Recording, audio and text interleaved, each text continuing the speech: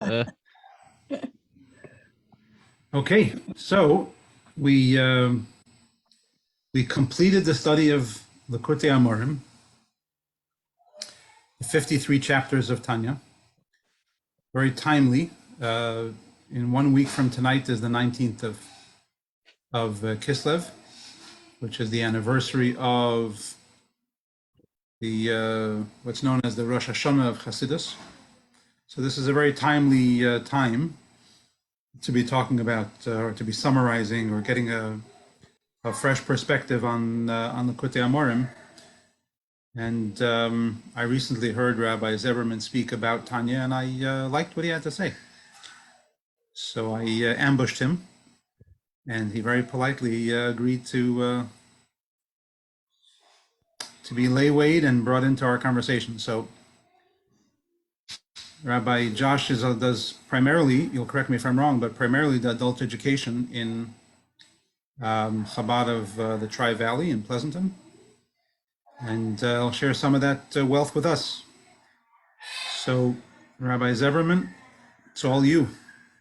okay, it's an honor and a pleasure to be part of this celebration, culminating celebration.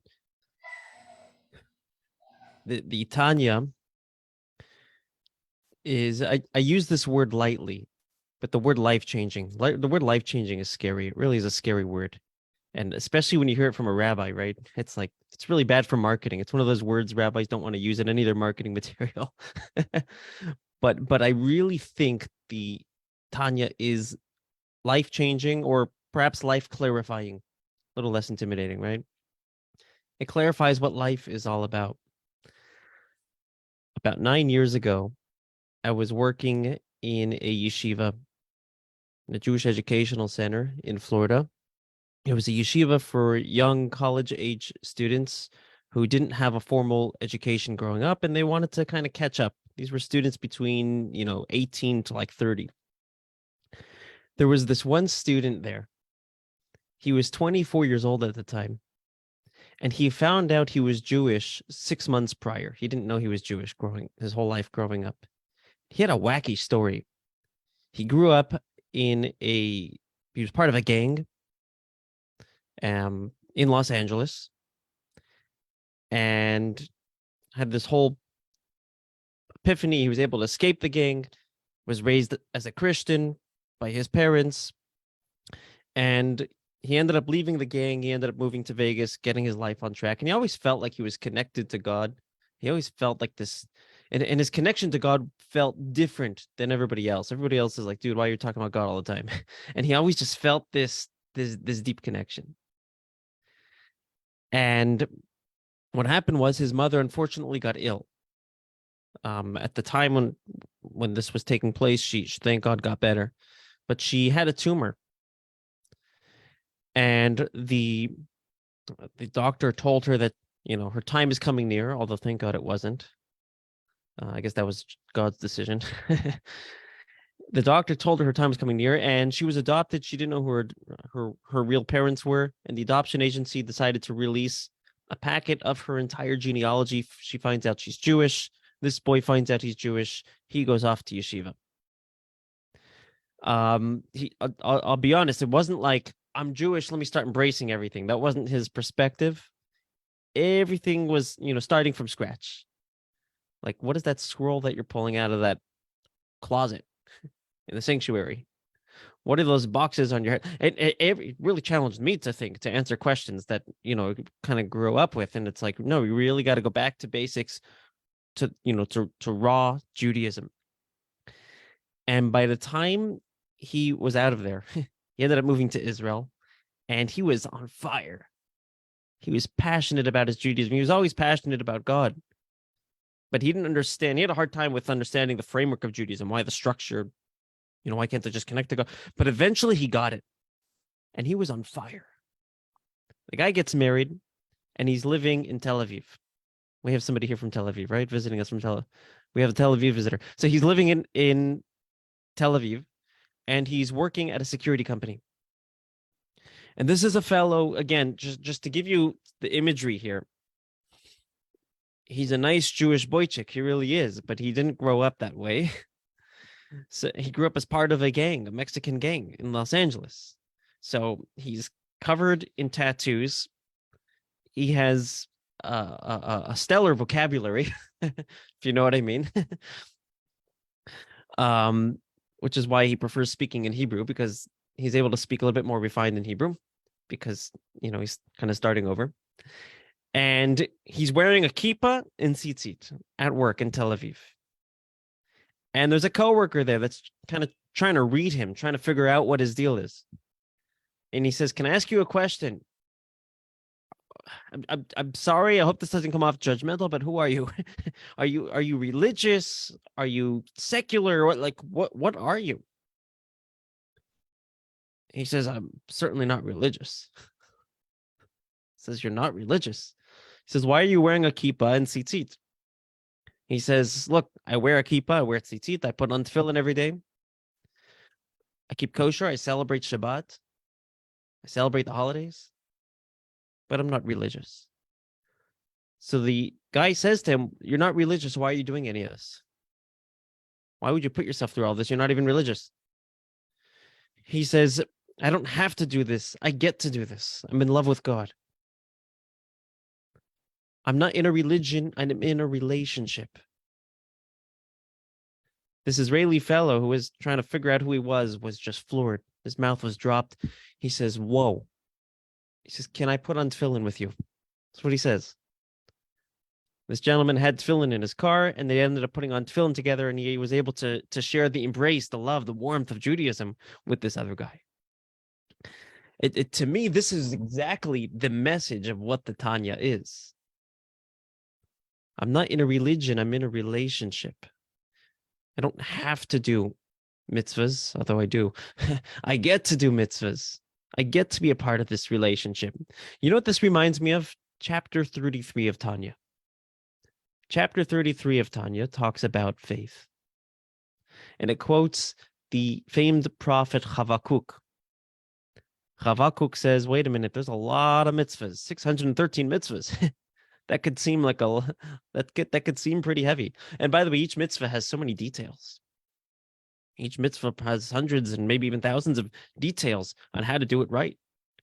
That's pretty burdensome, or could seem burdensome. So Habakkuk says, and this is what it says in the Tanya, that Habakkuk says, "I have an idea. Let me just narrow it down to the core, one mitzvah." If you really analyze it, it's really all one mitzvah. It's not 613 mitzvahs. And that's faith.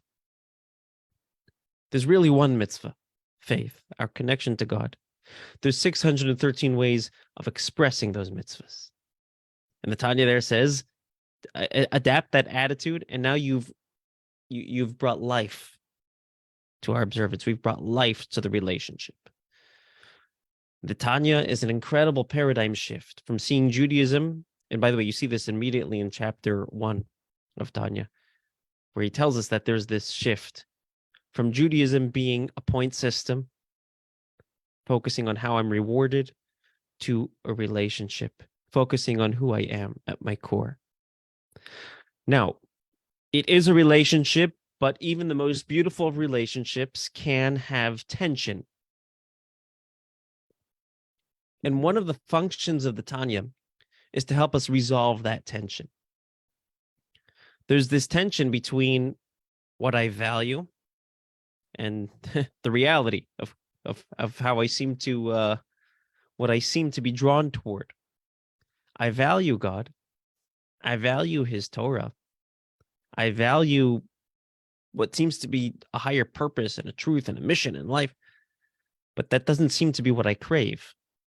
So between my values and my cravings, there's this incredible tension, and that hurts. That's painful. And the Tanya was actually authored originally. The Tanya wasn't originally written as a book. It was Rabbi Shner Zalman of Liadi, the author. People would come to him for advice because people were experiencing inner tension. And he would give them advice based on Torah wisdom and eventually put it into a book. So it could be meaningful to us from generations, many, many generations later, and relevant to generations in the future to come. One of my favorite analogies of this is you have a rubber band. Imagine you had a rubber band. I don't have a rubber band here, so I can't give you the actual imagery. I was giving a class on this a couple years ago, and like, I don't have a rubber band, and somebody says, "Oh, I have one," and they literally pulled the rubber band out of their back pocket. Like, no way. So if anybody has a rubber band in their back pocket, no, I'm kidding. But imagine you have a rubber band, right? The inside of the rubber band represents, let's say, your internal self. The outside of the rubber band is your behavioral self. And as you increase in Jewish observance, if that doesn't in line with who you feel on the inside, what are you going to have? Tension, right? That tension gets tighter and tighter and tighter. And one of two things are going to happen if we don't deal with this. Either we're going to slowly revert back because we can't handle that kind of pressure, or we're going to snap. But there's a third option. And the third option is pick up the inside. Tanya helps us relieve that tension by picking us up from the inside, by helping us become more comfortable with the soul, with the divine soul. In 1906, Rabbi Shalom Dov Ber of Lubavitch, he was the Rebbe of the Chabad movement back then. He had health complications. So he went to have a meeting with Dr. Freud, Dr. Sigmund Freud, who was a Jew, by the way. That's why all psychologists are Jewish, I think. Many of them are Jewish, right? Dr. Sigmund Freud. So he went to a meeting with Dr. Sigmund Freud. He was having health complications. It's unclear what these complications were, but he went to Dr. Sigmund Freud for a meeting, and Freud wanted to get a good understanding of what his daily schedule was like, so he could kind of, if you want to help him, see where he's, what are you up to all day? A big chunk of his schedule revolved around learning Hasidic teaching Hasidism, such as the Tanya and many of his own works and other things like that. And it very much intrigued Freud. Freud was a Jew. He was somewhat alienated from his Judaism. There's a fascinating article about that on Chabad.org. He's never heard of Hasidic teaching. He wanted to know what it was. And the Rebbe saw this as a perfect opportunity to explain what Hasidic teaching was, but he knew he had to be succinct. He knew it had to be an elevator pitch. He didn't have, he wasn't going to be a lecture. So he had to really succinctly tell him what it was. So he said Hasidic teaching unites the mind and the heart, so that the mind directs the heart, which means what I feel should be a product of how I think, rather than control how I think.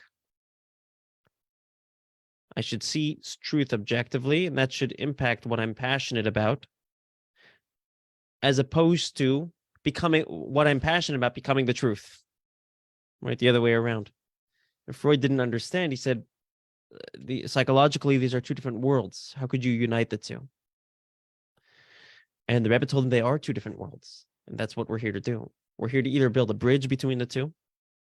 And if we can't do that, that's kind of advanced, at least a telephone wire between the two. I'm guessing telephones came around right around before. When did Alexander Graham Bell exist? I think around the late 1800s, right? So this was 1906. So he said, at least put a telephone wire. At least there should be some sort of communication between objective truth and passion. And we should be passionate about the truth as opposed to making our passions true.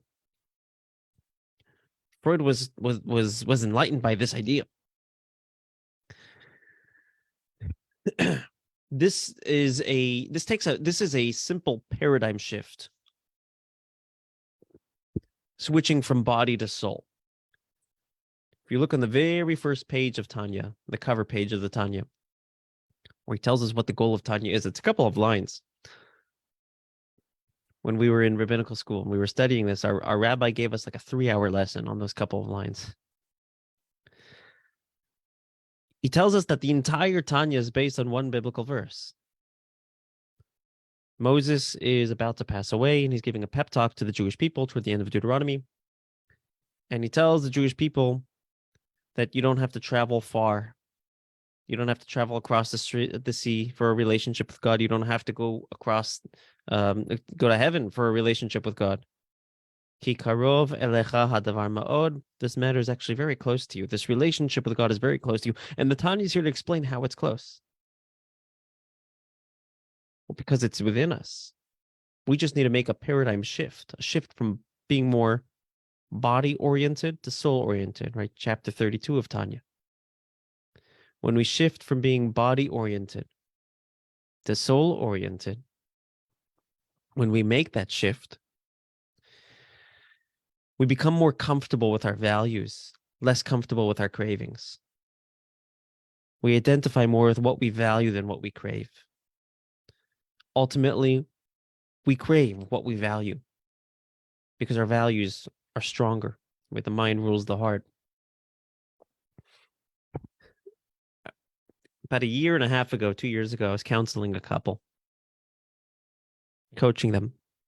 And I was trying to coach them in becoming more essentially soul-oriented, which in that context of their relationship meant don't focus on what you experience from your spouse. Focus on what your spouse is experiencing. How does your spouse feel about this? Not how do you feel about this? Right? The body is what you see. The soul is what you have to believe in. Try to believe in a deeper part of your spouse, not just what you get from them. And I said to them, this is just a shift from body to soul. They said, Rabbi, our issues are so complicated. Isn't this just a oversimplification? Aren't you oversimplifying this issue? And I told them, yes, I am. I am oversimplifying this issue because it's simple. It's not easy. And I'll give you that. It's not easy. This is so difficult. This is challenging. This takes work. This takes effort. This takes exertion. But it's simple. It's simple in the sense that this is all you need to do. It's hard because it unfortunately is going to take work, or not unfortunately, fortunately, it's going to take work to get there. And what if I don't get there?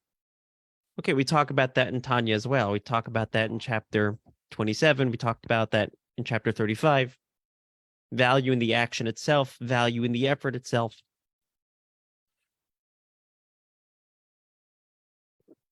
Bottom line, what is the ultimate goal of Tanya? To serve God with joy, which in English means become more comfortable with our soul, with our relationship with Him. To relieve that tension. I'll tell you 2 stories. We'll conclude with 2 stories. Story number 1, Rabbi Friedman's father, Rabbi Manis Friedman, tells this story. He had a friend back in Minnesota who was a Holocaust survivor. He unfortunately was quite hostile toward Judaism. Understandably so, with what he went through, right? No judgment there. He had a close relationship with Rabbi Friedman, but he liked Rabbi Friedman. He didn't particularly like Judaism. Given he was burned. I get it. He was flipping through the TV one evening, and this was in the 80s, and he sees the Lubavitcher Rebbe, Rabbi Menachem Mendel Schneerson from Chabad World Headquarters, being broadcasted, teaching Torah in Yiddish. And the guy was mesmerized. He's just watching it, watching. And he calls up Rabbi Friedman. He says, you'll never guess what happened. I'm flipping through the screen, and I see this rabbi, and his teachings were so inspiring, and this was so enlightening. And Rabbi Friedman says, wait a minute, what changed? What happened? You used to be so hostile toward Judaism. He said, for the first time in my life, I see somebody who's so public about their Judaism and so comfortable with their Judaism. They're just comfortable in their own skin about it. It's just natural. It's seamless. It's not forced. That's what we aspire toward, to become comfortable in our own skin, comfortable with our own souls. I'll tell you one more story. And this story really, really hit home for me. I was almost in doubt whether this story even, it's like something happens, and then a couple years later, did that really happen? It did happen. And you'll soon see why. About 7 years ago, 6 years ago, 7 years ago, I was living in Los Angeles, and I was studying in what's called a kollel. Kollel is an educational center where, we're kind of like a synagogue, but it's open for study. It's like basically like a Jewish library where people come and study. The the attendance of this kollel and the people that ran it, the study center, were not Chabad by any means. They were traditional Jews, but not Chabad by any means. And they were unfamiliar with the study of the Tanya.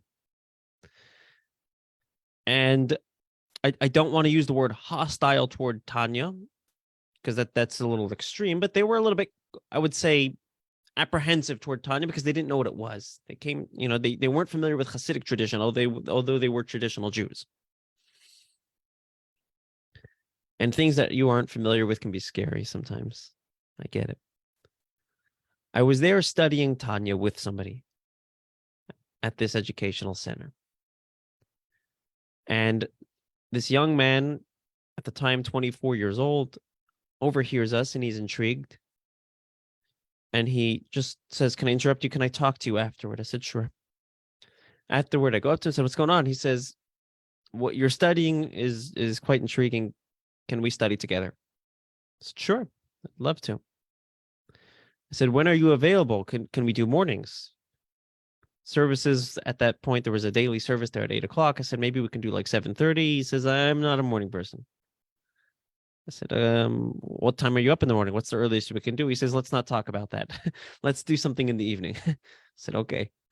We ended up studying in the evenings together. I met, and by the way, as we started studying, I said to him, like, well, we got in conversation, "What are you doing these days?" "Nah, not much." "Okay." I'm at one of the morning services at 8 o'clock. An older gentleman comes up to me. He says, "Excuse me, sir. Are you the guy who's studying Tanya with my son?" I said, "Yeah." Like, what's going to happen now? He says, "I need you to do me a favor. I don't know what you're doing, but you got to continue." So, "What do you mean?" He says, "There's something you don't know about my son. He's clinically depressed. He's going through a really hard time. I don't know what it is, but he dropped out of school. He's not in any yeshiva, in any formal Jewish educational center either. He was dropped out of college too. He's not, he can't hold a job. He literally sits in bed every single day in the dark, at least till noon. And for whatever reason, I don't know if he wasn't taking medication or the medication didn't agree with him, but for whatever reason, medication wasn't an option." He says, "You started learning Tanya with my son the past few months, past few weeks, and I've seen a light bulb go on in him. The guy has life. He's coming to services in the morning. He didn't even wake up in the morning. He's literally out at synagogue in the morning." He says, "My son bought an English Tanya from Amazon with his own money." He says, "My kid never bought a book in his life." He says, "I don't know what you're doing, but I need you to please continue. You're saving my son's life." I said, "Whoa." Several years go by, and I kind of forgot about the story. And I find out, a year and a half later, actually, I find out that this guy is in Israel studying in the yeshiva. He ended up getting his life together, and he's back, and he's in Israel, and he's studying, and he's taking his studies seriously, and he actually called me to reach out. Oh, there, hold on. Okay, all these. He called me to let me know how he's doing. A year or two after that, I went back to that same educational center. I went there to pray in the afternoon, and I showed up to services a little bit early. It was a mistake. Um, showed up a little bit early. Since when are we early at the no? I'm a Jew. I don't do things early. So I showed up a little bit early, and right before the service, there's a group of like 6 people studying, and there's somebody leading the studies. I couldn't see who it was because I walked in and his back was to me. I see afterwards when the service starts, it was this guy. He was leading a study session on his own. He was teaching other people Torah. The guy pulled himself through law school, and he's now a lawyer working in a firm. And to me, that was just like, wow. The Tanya literally it gave this guy life, because he made this shift in his life from being body oriented to soul oriented. It really, really hit home for him. And that, to me, that was something that was quite inspiring. I want to just end off with perhaps a suggestion, if I may. The new Tanya cycle. There's a Tanya cycle every day, daily Tanya cycle. And you end up finishing, you study a little bit, 10 minutes a day, and you end up finishing the whole Tanya in 1 year. And that cycle is coming up in just about a week from now, starting next Monday or Monday night. So that's my story, and I'm sticking to it.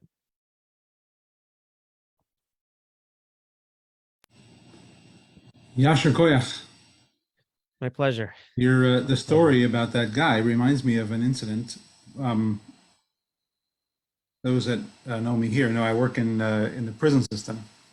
So there was a Jewish fellow who got into a little bit of a tussle with some of the prison staff, and he ended up in solitary in the segregating housing unit for about 2 months. And after that, from there, he was transferred to immigration, and I don't know what happened to him after that. But while he was in the segregated housing unit, I would come to see him 2 or 3 times a week to put on tefillin with him, which he had been doing every day, but there he wasn't allowed to have his tefillin with him. And every time I would come to see him, he would be waiting for me to get there. He had questions he wanted to ask me because he was doing a lot of reading, and he was always reading the daily Tanya. And he had questions, and I would say, I haven't read the Tanya for today yet. You're ahead of me. I don't know. But in one of the conversations I had with him about Tanya, he said, we need to teach this to kids. He said, I swear on my life, if I had learned this when I was younger, I wouldn't be in prison now. Wow. Tanya's powerful stuff. Wow.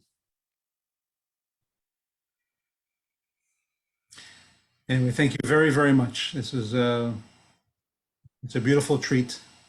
I'm going to disconnect from the live stream, and we'll take the rest of the conversation offline here.